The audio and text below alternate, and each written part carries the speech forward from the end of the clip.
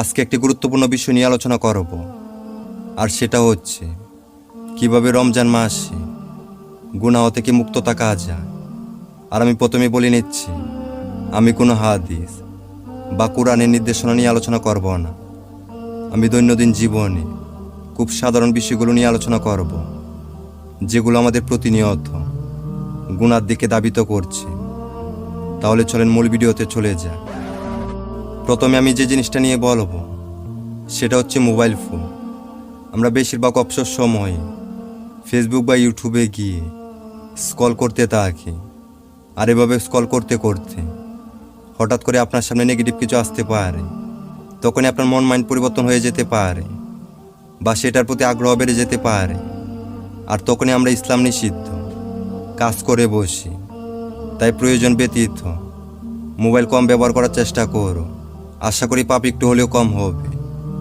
Mobile phone একটি প্রয়োজনীয় জিনিস, আবার অপ্রয়োজনীয় জিনিসও। তো অনেকের কাছে প্রশ্ন, কিভাবে অপ্রয়োজনীয় জিনিস প্রয়োজন ব্যতীত এটা ব্যবহার করাই অপ্রয়োজনীয়? কারণ এটা আপনার সময় নষ্ট করছে, আপনাকে সেটার প্রতি আসক্ত বাড়িয়ে তুলছে, আরও অনেক অনেক ইত্যাদি। তাই প্রয়োজন ব্যতীত আপনি সেটা ব্যবহার করতে পারেন, আবার নাও করতে পারেন। এটা আপনার অভিরুচি। আর দ্বিতীয় যে বিষয়টি বলবো সেটা হচ্ছে 5 ওয়াক্ত নামাজ পড়ার চেষ্টা করো। কারণ নামাজ আমাদের দিল পরিষ্কার করে আর ভালো পথে ধাবিত করে। আর নামাজ পড়ার মাধ্যমে আমাদের মনে একটা শান্তি আসে, যা অন্য কিছুতে আসে না। আর রমজান মাস হচ্ছে ইবাদতের মাস, তাই বেশি করে ইবাদত করো।